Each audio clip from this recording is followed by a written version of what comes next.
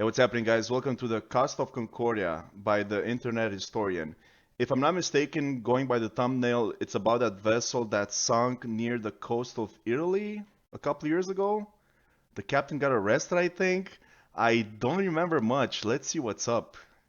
Get your memes ready.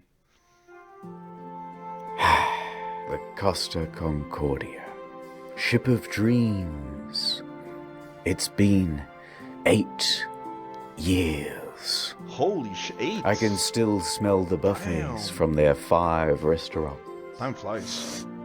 The casino and 3-story theater had hardly been used. The gym, the day spa, the sheets in her 1,500 luxurious cabins hadn't even been slept in. Oh, really? Costa Concordia cost $570 million to build. Jesus, And $500 you million. could tell. You could really tell. I want to go on a cruise. I don't know why I haven't been yet.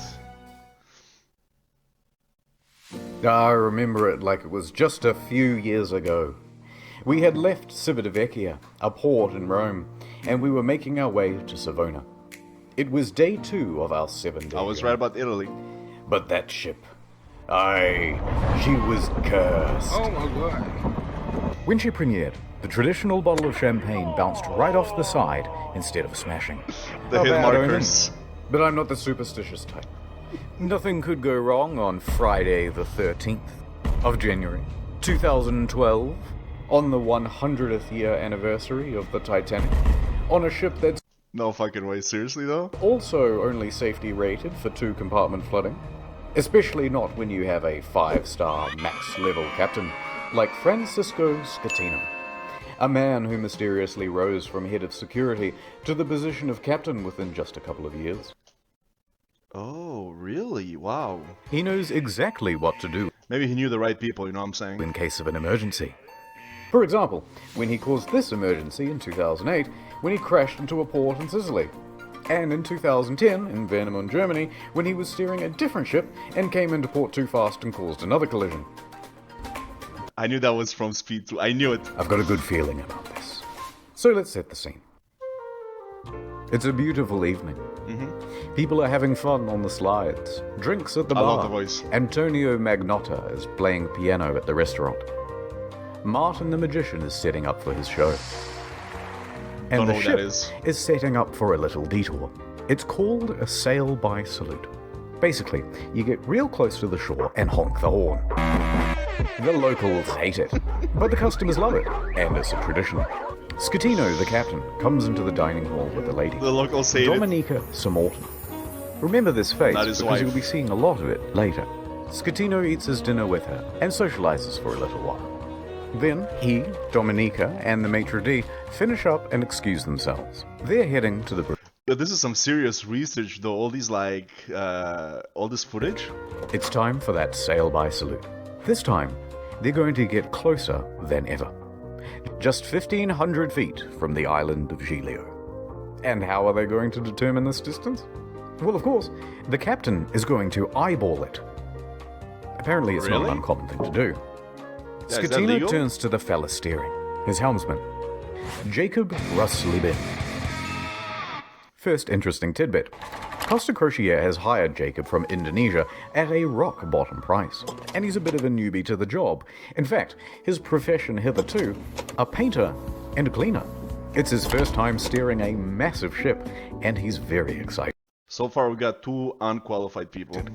At least, we think he is. It's hard to tell because he doesn't speak English or Italian very well at Yo, what? all. Off to a good start.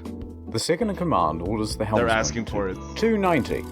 Now, don't be confused by these numbers, they're just the degrees on a compass. At the same time, the captain whips out his cell phone and calls former captain Mario Palombo, who lives on the island. They chat about the safe distance to Giglio's shores. It's all very casual.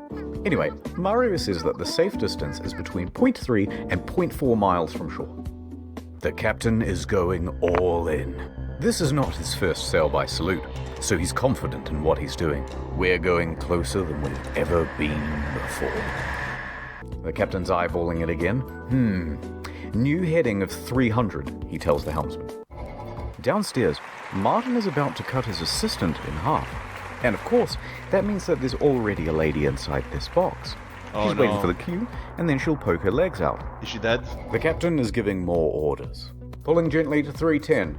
Increase speed to 16 knots. Going this fast is going to be a fatal error. But before we talk about that, Maybe he wants to drift. let's talk about another big problem. Language barrier.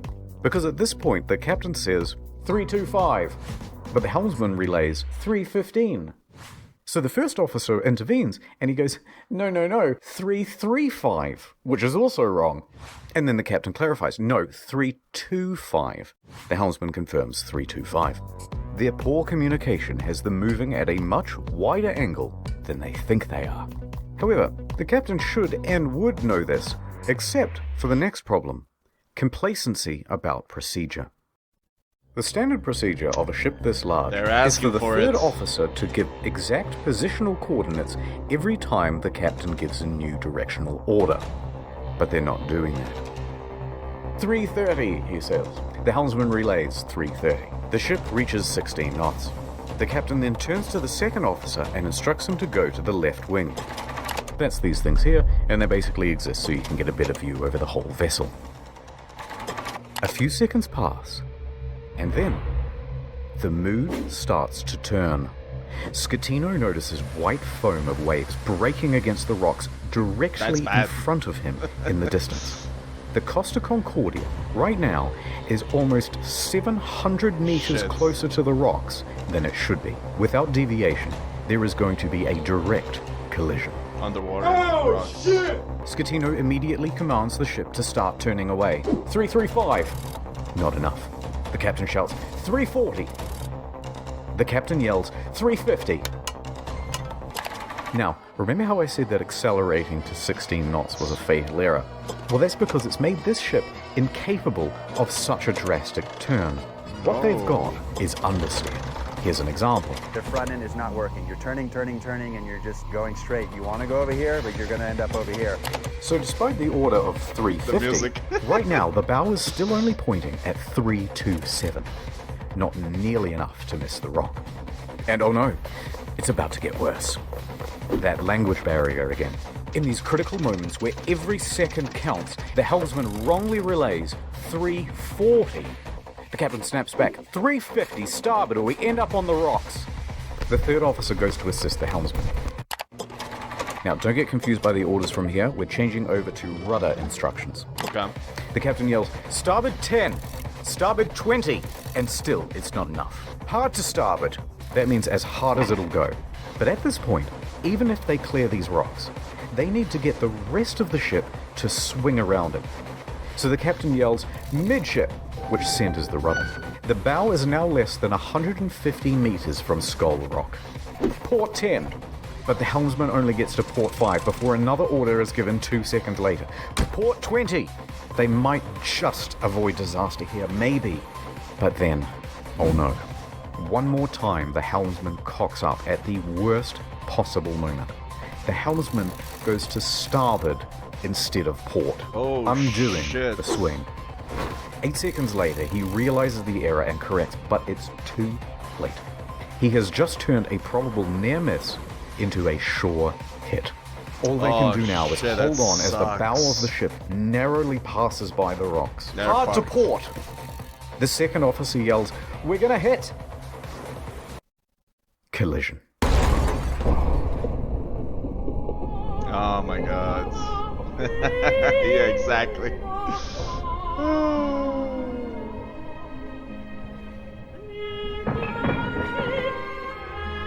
I had no idea that's where they crashed. They were trying to pass by so close. I had no idea.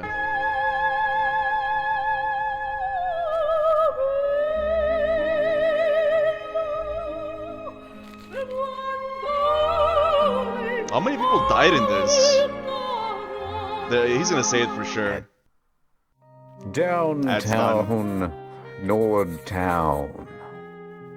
It's oh no, wait, day ads are just starting. Never mind. Playing Russian roulette. Seems I never win. Gonna drink all by yourself? Somebody has to. I hear you're a man who's good at finding folks. I'm many things. I'm looking for this fella. I gots to find him. It's breaking my little heart. I'll see what I can do. I have contacts in thousands of servers in dozens of countries across the globe. Really? And just like that, she was gone. The only thing she left was a calling card. Sometimes when you follow a case, it follows you back. NordVPN can protect my online data. But who can protect me from myself? When they said this job gets easier, it was just another lie. The voice, man. Forensics found his password spread all the way down the block. In a perfect world, we'd all use NordVPN. But I guess this isn't that kind of story. I took the brakes off my car. Man like me never really learned how to stop. Shut the fuck up. He's like cracking up. I took the steering wheel out too. I let the road take me where I'm supposed to be. It's not a river. That's right, Toots. Your husband's dead. Merry Christmas. Go to nordvpn.com/internet Citizen Kane? story for a huge discount on a 2-year plan. Alright. Add over. Back to the show. The ship hits rocks on the port side. A 53-meter gash opens up in the hull, and thousands of tons of water begin pouring in.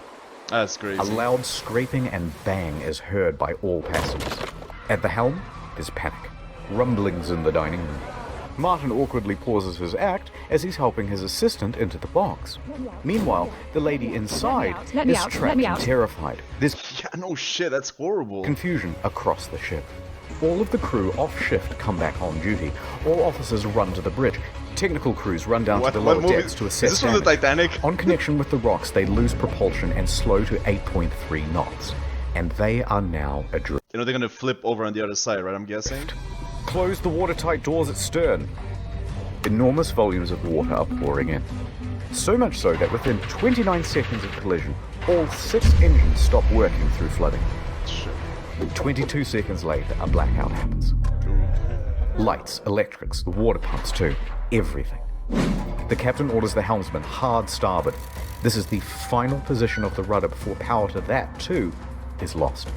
The Costa Concordia, now without power, is drifting starboard, plunged into absolute darkness. Oh man, that's gonna be scary as hell. A quick breakdown of the flooding. When the Concordia struck land, it tore open 3 watertight compartments. Because I'm always thinking like, how can people like die in these situations? Just like they're close to land and everything, right? But then again, you're stuck on some lower deck. It's all dark. You can't see shit. Water pouring in.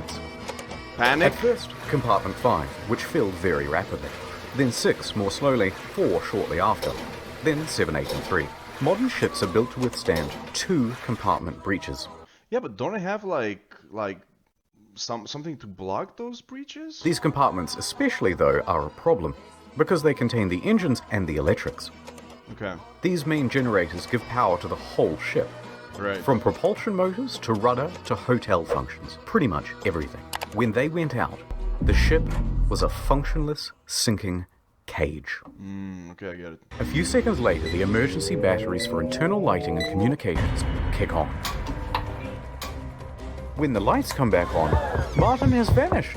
He's Thank God. ditched the stage, and it caused a huge panic in the theatre as passengers are trying to flee to their cabins and to muster stations. People already in their cabins come out and start putting on life vests. Staff rally and try to calm everyone down. Everything is fine. There's no need for vests. Please return to your cabins. Water everywhere. The emergency generator starts. All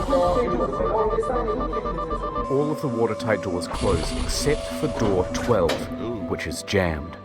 The captain calls Pilot, the chief That's what I was talking about. Those doors. engineer, as the ship begins to list on the port side. There's water that's coming what I in? figured. Yes, there's water. But where? The engine room. But a lot of water? Yes! There's water, you can't go down. Let's go down the other side. In a moment we'll start the pumps, I'll let you know. In the theatre, the whole magic box apparatus slides right off the stage and falls into the crowd, further increasing panic. On the bridge, an announcement is being prepared. They are going to lie to prevent a panic. Let's just say we have a blackout. Are you serious? Oh my god. The deputy... Well, because you want to avoid panic, it's true. You gotta say something like, oh, it's nothing serious. Please, slowly evacuate the boat or something, Chief engineer enters the You can't freak them out. Like, oh my god, we're all gonna die, people are gonna go crazy. control room. He confirms to the bridge that at least But still- compartments 5, 6, and 7 are flooded. Announcements are made. On behalf of the captain, to inform you that due to an electrical fault, which is currently under control, we're currently in a blackout. Our technicians are working to resolve the situation, and we'll inform you of developments as they occur. Thank you for your attention. Yeah. Coincidentally, That's at the pretty same bad. time in the restaurant, they're playing My Heart Will Go On, and it's very much not helping the situation. Titanic. The captain calls the Costa Crisis Unit. Roberto Ferrarini. He tells the crisis unit that they've hit a rock, that they're assessing damages, and that they are also in a blackout. The crisis office says to reverse the ship up onto shore. Well, how are you going to do that? You don't have power to the rudder, let alone the engine. Yeah. Hoist the sails? Anyway, around this time, the wind direction creates a starboard list, and the ship begins to turn anyway, drifting right back towards the shore, which is a very good thing because you want the ship to end up as close to shore as possible. But not on the shore. A panicked passenger senses that something is off. This isn't like any electrical But still, yeah, that's a good idea, actually. It goes back to shore, so... problem that she's ever seen. Plus, there was a massive crashing noise, and now the ship is tilting. So, Yeah, exactly. she contacts her daughter in Italy. The daughter then calls the police, and the police call the harbour master. While that goes on, a conversation between Pilon and Ambrosio. The diesel is not starting. The captain asks the engine room, but where have we made contact? Thinking that the incoming water can be reduced. Captain, here everything is lost. The electrical panel, everything. They're saying at this point that the ship is going down. The captain calls Roberto Ferrarini again. Actually, 2 compartments have been flooded, but don't worry, the ship's stability isn't in danger. Wrong. Passengers begin going to muster stations on their own initiative. The cruise director says, "We have a lot of people at muster stations that I do not want to fall overboard. Do we make an announcement to tell them to go to the lounges?" Bozio says, "I think that's best." The harbour master from Livorno calls the ship.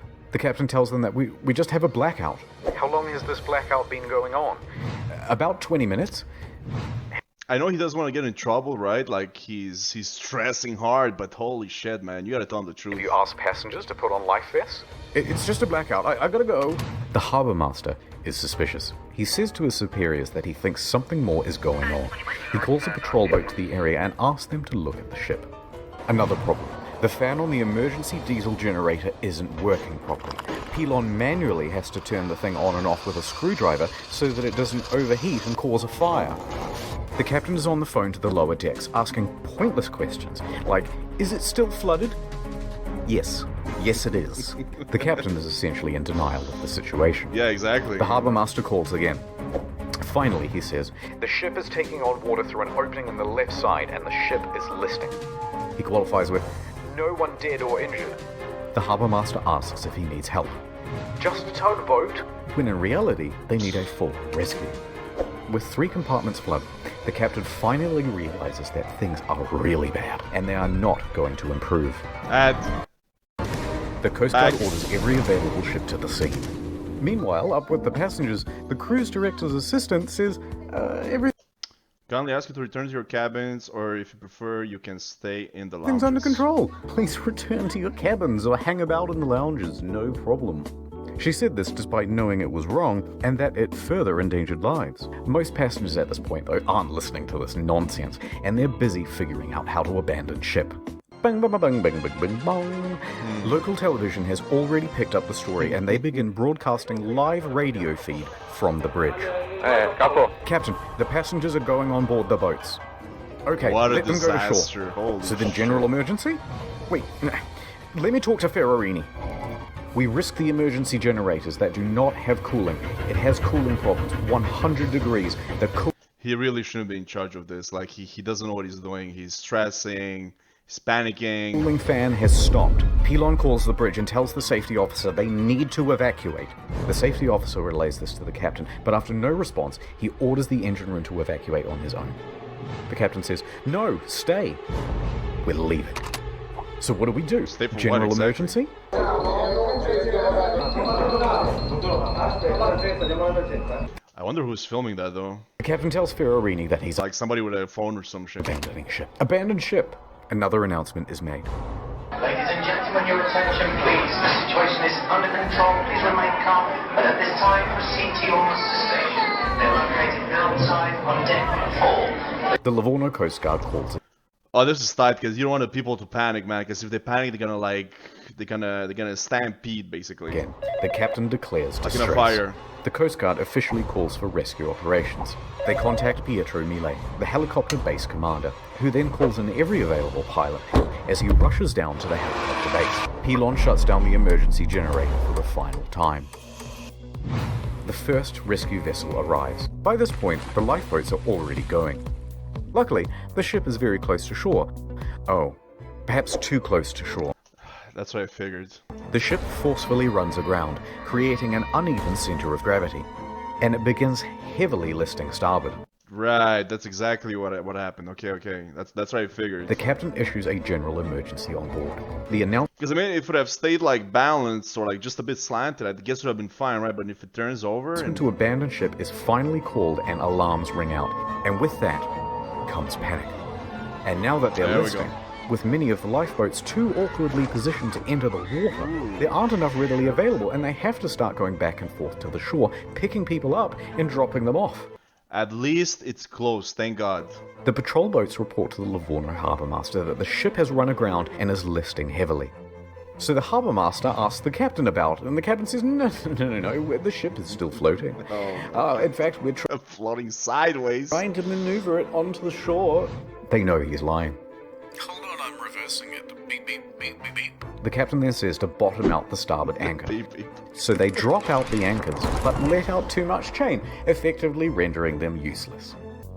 The deputy mayor of Giglio, Mario Pellegrini, and tobacco shop owner Giovanni Rossi That's a movie. arrive at the harbour. They watch the scene unfold. As the first of the lifeboats arrive on shore, the deputy mayor takes the initiative and races to board one of the lifeboats, returning to the ship, and starts trying to find someone in charge. Wow, he gives up seriously? and starts helping passengers. Nice. This guy Scatino is tells everyone to leave and take superhero. radios, but not before changing out of his uniform and into a nice suit. Priorities. Dimitri Christidis and Silvia Coronica leave with him. The maitre d' and Sir Morton both get out of there. By this point, approximately 300 people are still on the ship. Millet reaches the helicopter base. And the captain's supposed to be the last one on the ship, off the ship, right? The first helicopter, a slow-moving Augusta Bell, was already rising from the tarmac for the hour-long flight south. Ooh, that's horrible. Bozio is the last crew member left on the bridge, coordinating evacuation. He then leaves to help passengers board lifeboats. Again, another hero. The bridge is now abandoned. And then, the ship... That's the difference between somebody who like belongs in that place and somebody who doesn't in that position, you know? Like this guy's like out there staying last, helping people out, while the captain is like, whoop, peace out, bitches, I'm out. black box stops working. Apparently there were technical problems with it. That means, from here, things are going to get a little foggy in detail. A while later, rescue helicopters arrive, but they're struggling to find the ship because they're expecting it to still be well above water. Passengers are scaling down the port side by ladder as lifeboats return to pick them up. That's gotta be insane though. No joke. Oh my goodness. It was no joking, amor. Yes. You're not allowed to make a film I'm movie. allowed. Who say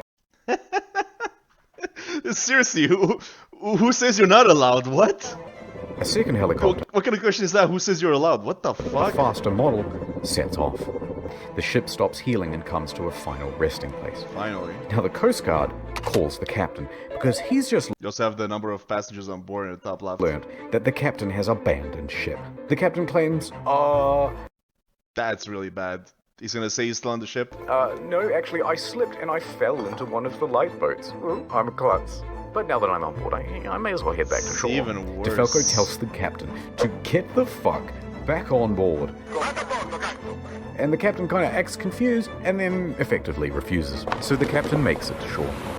From here, we only have mainstream news reports to rely on, so it's not going to be super accurate. But they say that Giglio's police chief then finds 110 survivors on the rocks at Point Gabbianara, and among them is the captain. It's not known whether the captain helped anyone while he was there, and in fact, the police chief claimed that he just sat on the rocks and watched other people do the rescuing.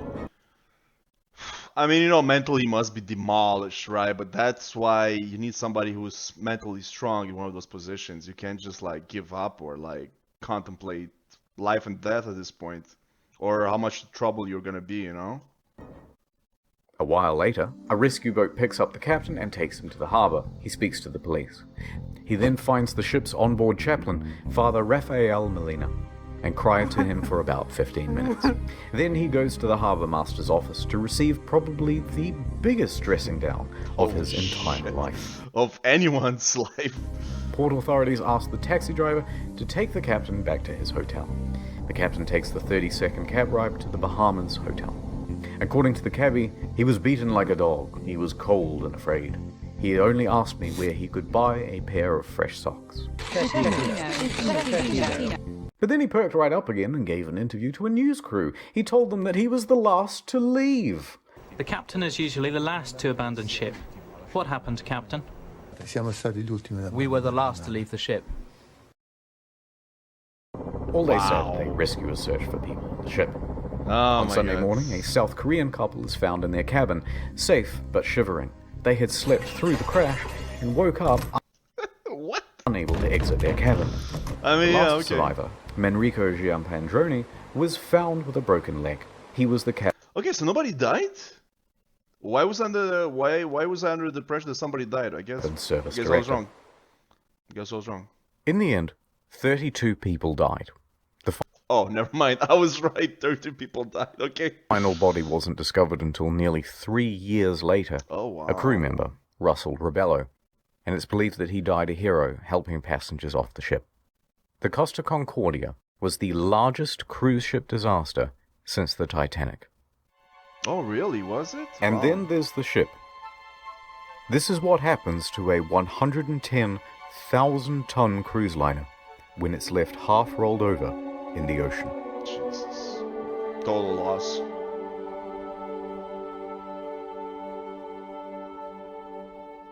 Yeah. Water damaged everything for sure.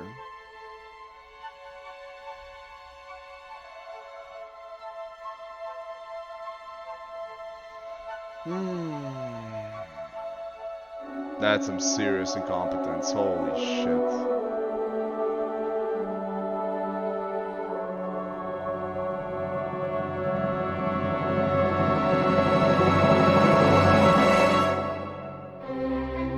But this isn't the end. Are they gonna dismantle it, or what are they gonna do with it exactly? It's just the halfway point. They have to. What most people know is that the Costa Concordia had crashed, many dead, and that the captain abandoned ship like a coward. Yeah, I didn't know about him abandoning ship, but that looks freaking good. I'm hungry. But I knew that basically it crashed and the guy got arrested or something. But there's a whole veritable spaghetti of details to I'm sure untangle. it is. That's over here. Let's dive in. Ew. Why? There they are. The deets. Ah. The laugh.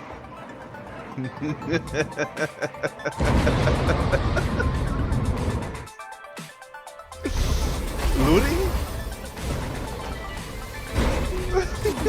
Loot box time. The Costa Concordia was more than just a floating resort. There's a mall, a casino, cha-ching, cha-ching. This iron chest was full of safes and cash registers and expensive fitting. Overwatch. And there were plenty of gamers prepared to sneak by authorities and try their luck in the hot zone. It's a battle royale. Within days, police divers reported idea. that valuable items, once seen lying around the ship, were now missing. High-end liquor, expensive furniture. I never thought about it, but it actually makes sense. Dining sets, cash from the casino, cash registers, jewelry and display cabinets, safes, Japanese woodblock prints by famous 18th century artists, as well as the iconic bell, which hung from the bridge of the ship. It was never found. Who steals a big fuck-off bell? Collectors, man, that shit must be going for a lot. Even the server admins were getting involved. 4 divers who were part of the company contracted to refloat the Concordia were spotted on CCTV, sneaking out to the ship. A patrol boat was dispatched, and the men were caught inside the fancy suites with rucksacks full of stolen goods. The 4 men are charged with stealing and thieving. Wearing their uniforms. Pinchin'. Later on, stolen as well as legitimate items found their way to Amazon and eBay. Chips from the casino, postcards, and cabin access cards became highly all collectibles sought after souvenirs. It even has a watermark. Some Australian I love that scene. Guy even made a listing for the ship itself, advertising it as buyer to collect. And although there were plenty of bidders, eBay pulled the plug. No shit, $1,000.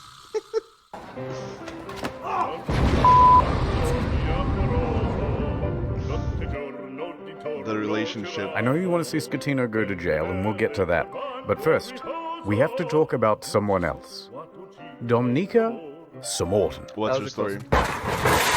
There was speculation that she was on the bridge that evening because she was the captain's mistress. Intense media speculation reports that her presence distracted the captain. They both denied their love for years and maintained that they were just friends. Although she did later admit to the media that she found him handsome. And how could you not? You so fucking precious when you smile. But she says there was no romantic link between them. Some people would like to believe, they want to know I have something with him. It's more interesting. It's like, you know, some... You're just there to like, you know, you guys were just friends, you know? Just chilling there, you know? Spicy in the story. Miss Samorton also loved the spotlight, however. Everyone, oh look! And took several interviews. Of course. But as the pressure mounted upon her, she began making ominous threats to Scatino, saying he must confess, and that you have but 1 week to come clean. Why? But things from here get weird. Spicy. Samorton is a bit of a wild card. In a subsequent interview, she claimed a helicopter came to the ship well before the other rescue craft to take away a package. Huh? And what was that package? What is this, a movie? Drugs, apparently. So rumors began that the ship was running narcotics for the mafia. And not without cause. A number of cruise ships, even recently, have been caught trafficking drugs. As an aside, Scatino was tested for drugs immediately after the crash. He tested negative for drugs in his system, but trace amounts of cocaine were found in a hair sample. What the fuck? Seriously? And less dry. Nonetheless, the Concordia was searched and no drugs were reportedly ever found. How did we get here? Oh right, Seriously? a helicopter. Samorton commented on it again the next day and said, actually, that helicopter was just for the captain as a means of evacuation from the ship. Okay, wait. So she expected to get some sort of first-class rescue while everyone else was still stuck on the ship? Jesus. Wait, how did we get here? Oh, right. Sex with the captain. Right. Divers were quick to head to the captain's cabin where they found Miss Samorton's lingerie and other articles What a surprise. of clothing as well as a makeup bag. The jig was up, but they continued denying it. Samorton mostly faded from international attention until she was told to appear before the court to present witness testimony. The judge pressed her to be truthful about their relationship, or she would be held in Law and order sound. contempt. Either tell me the truth or shut up. So finally, she admitted it. Yes, I had a sentimental relationship with the captain. Stop. But now, stop asking about my private life. She was indeed the captain's lover. To nobody's surprise. What is up, Troubler Nation? Scatino cheated on his wife with Seymour Tan. Oh my god!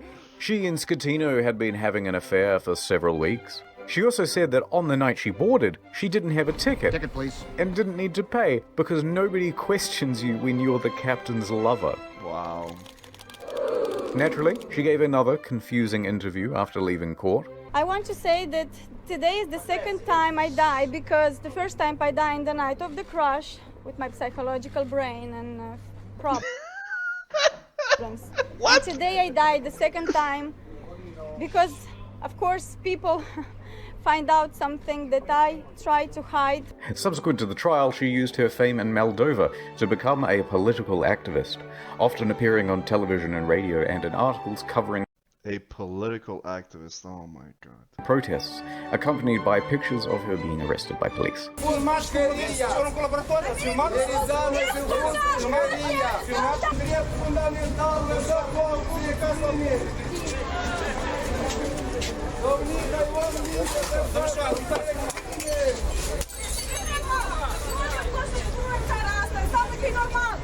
It was some stuff about victims of violence, women's rights, Girl power. yada yada yada.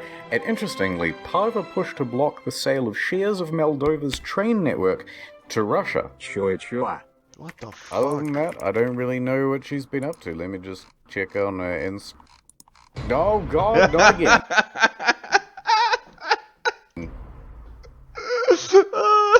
There goes the plane. Oh man, I'm sure there must have been a ton. Several civil suits were quickly lodged against Costa Crociere, and their parent company, Carnival Cruises, immediately saw a share drop of 23%. Passengers sought compensation for their damaged mental health, lost belongings, and loved ones. Either they allowed him to divert from his course, or they didn't know where their billion-dollar ship was. Within a few days, facing financial and media pressure, the CEO attempted to join the bandwagon against the captain and the crew. That was not the ordinary route that the ship was taking at the time. Trying to save his ass, which, yeah, obviously he would do. And was not only taking, but the time the ship was... Claiming that the ship was not approved to deviate from the route. But that wasn't true. Approval isn't required if the ship is deviating by less than 15 miles, or that it was against company rules. Also untrue, because investigators found that they didn't have any rules about deviating route, and they tacitly encouraged sail-by salutes. Now, in response to the civil suits, Costa Crociere offered passengers 11,000 euros each as compensation. That's kind of small. Yeah, it kind of 11,000 is. euros, about $14,000, is the minimum compensation under international law when a ship is abandoned. This was to reimburse them for their tickets, as well as any costs they accrued in having to unexpectedly Yeah, I mean, yeah. travel home early. And that was supposed to release them from everything and anything that has to do with this accident. I cannot ask for more than this. A lot of passengers, understandably, were not too happy with this deal, and they refused to take the money. We think the offer is an insult. For what these poor passengers went through, we think that the compensation being offered is not commensurate. He's also a lawyer, it's expected. Here, take it. Is he a lawyer? I'm not sure, but sounds like it. Compensation being offered is not commensurate. Later, Costa Crociere would lodge a plea deal with the Tuscany court to pay a €1 million fine to avoid a criminal trial. The judge agrees. Costa Crociere is now off the hook for all criminal liability for the whole thing. They've washed their They paid $500 million for a ship and only paid $1 million to be like... hands of the incident, and flecked the residual droplets of Exactly, responsibility free of onto the everything. faces of 6 staff members. Right. Passengers and relatives of the dead are livid that the company has been able to avoid criminal responsibility. Offered is not commensurate. Civil suits against... This is a tough one because... Are you blaming the company or the employees? You should blame both, really. I mean, he shouldn't have been there to begin with, right? The company continue. By the way, the residents of the island of Giglio also banded together and sought damages. They didn't get much. Eventually, passengers who refused the initial compensation of $11,000 joined civil parties against Schettino in his trial in 2015. It's not commensurate. They were awarded €30,000 each.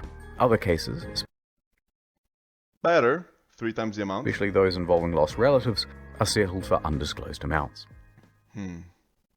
There's no price for that. I've seen this before. Why does he have to blow up? We're back from ads. New York attorney Peter Rene traveled to Budapest to represent 6 real survivors of the disaster.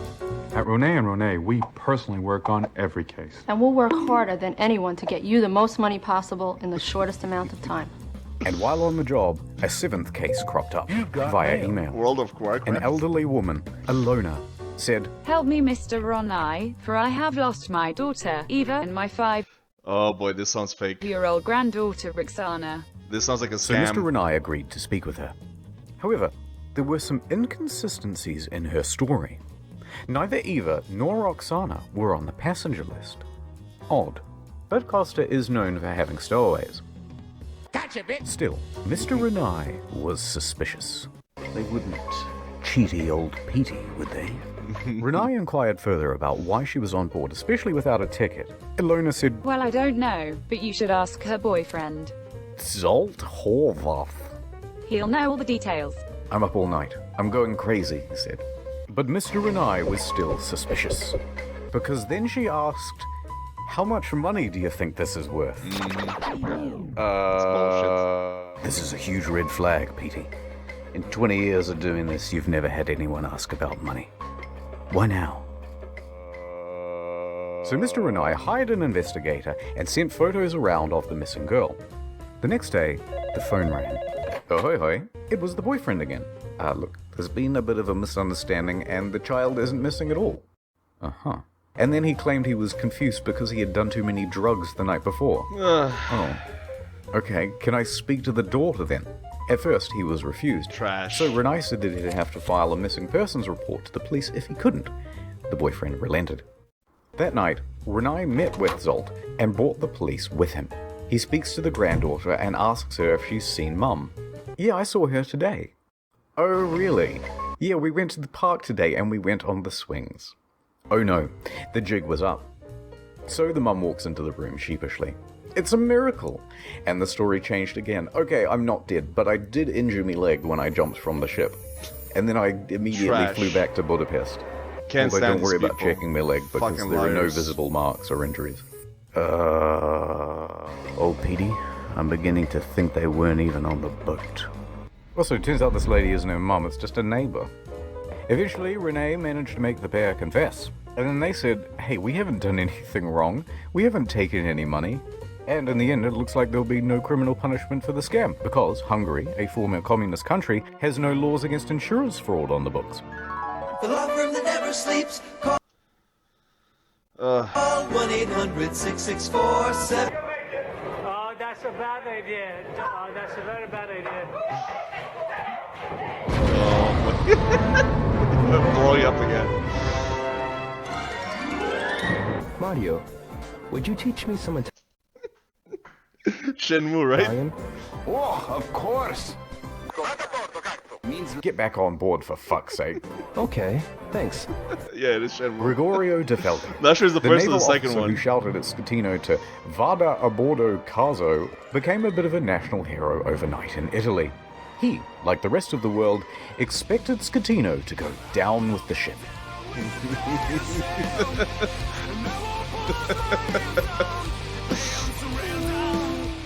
And when the captain chickened out, De Falco was there to admonish him. And when he stopped answering the radio, he called him on his cell phone to continue putting him on blast.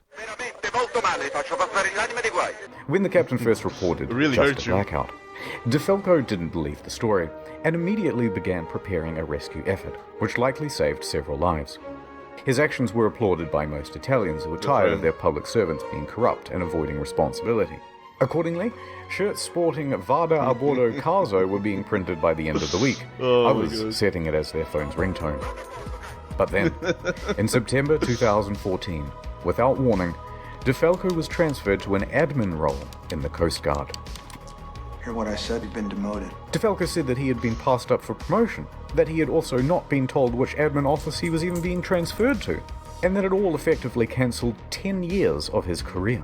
De Falco was furioso, and there was public speculation that it was owing to bad blood between himself and Admiral Delano, his former boss. What the fuck is this drama, man? His status among the public overshadowed his superior in many ways. On the other hand, his boss said, no, it's part of a normal career progression for naval officers and that he must show more maturity and professionalism to advance his career. Now, it's hard to know Okay, after what he's done? what's true in office politics, so let's leave that alone. And anyway, in 2018, De Falco said Buenos noches, ya later, to the Italian Navy to become a politician. In March that year, he was elected to the Italian Senate, serving as a member for Livorno. He still serves The pictures. Is that a Ferrari? there today. I'm the captain now.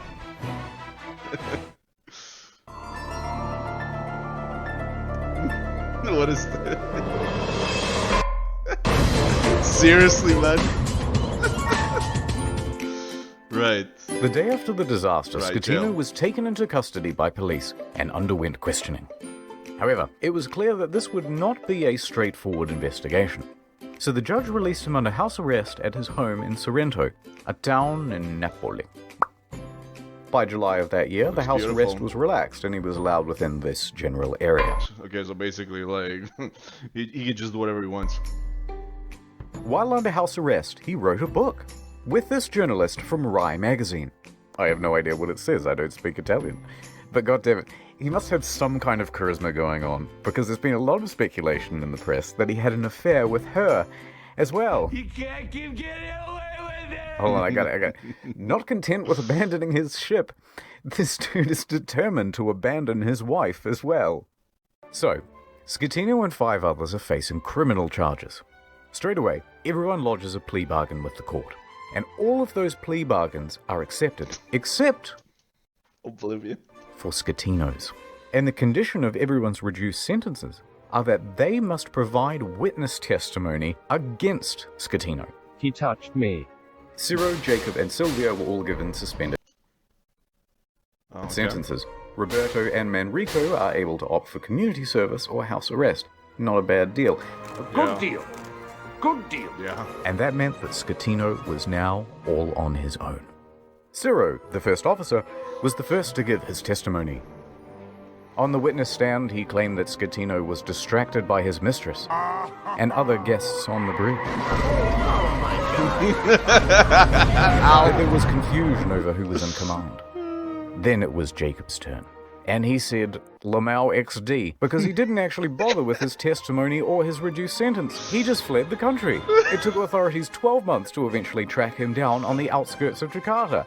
And when they said, oi, we still want that witness testimony, he just scalped again. Yeah, exactly. And he hasn't been found since. He's out. After that, He's Ferrarini gave his testimony, then look, we don't have time to relitigate the whole trial, so let's just go straight to the verdict. Guilty! Scatino was found guilty of multiple manslaughter, causing a shipwreck, abandoning ship, and lying to authorities. He is sentenced to 16 years and 1 month. Really? And this has been 8 years ago? He's already done half. In prison. Wow. But wait, there's still the appeals. The appeals trial begins. And the verdict on the appeal? Surprise! Rejected. So Scatino's lawyers appealed again. And the verdict on the final appeal? Rejected. Scatino made multiple attempts to secure a plea deal but was denied by the prosecution each time. The prosecution called for Scatino to be sentenced to 26 years in prison, calling the incident a titanic affair. Only got 16. Okay, I see what you did there. Scatino was not present. His lawyers stated that he was waiting outside of the jail for the ruling, so that if his plea was rejected, he could immediately start serving his sentence. Oh. And with that, He started early. 5 years and 4 months after the disaster, he was finally in a cell. Huh. But I will not be making any comment.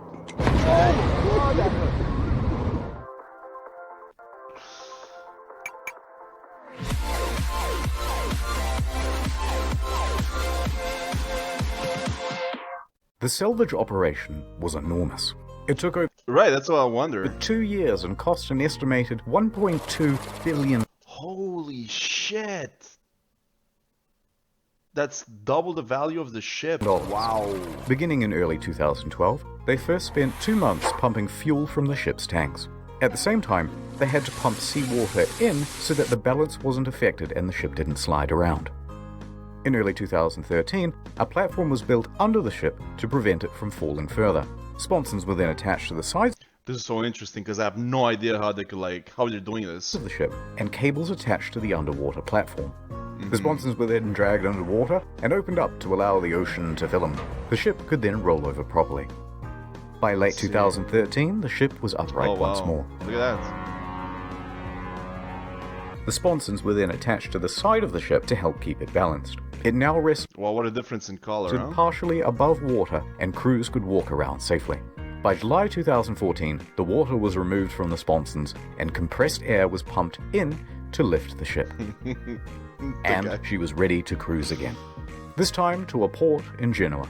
It was a 4-day towing journey to the docks where a 2-year process of dismantling and recycling would begin. That same weekend of the towing, Schettino was busy. He was the guest of honor at a white party on an island in the Bay of Naples. He appeared on the front page of a local newspaper, flanked by 2 of Italy's most eligible bachelorettes. Fuck. Anyway, so these are the things that I remember from the Costa Concordia. Alright. That sweet maiden of the sea. And as for you, little fella. You stole the bell. Well, it's time to return you. From whence you came. Titanic.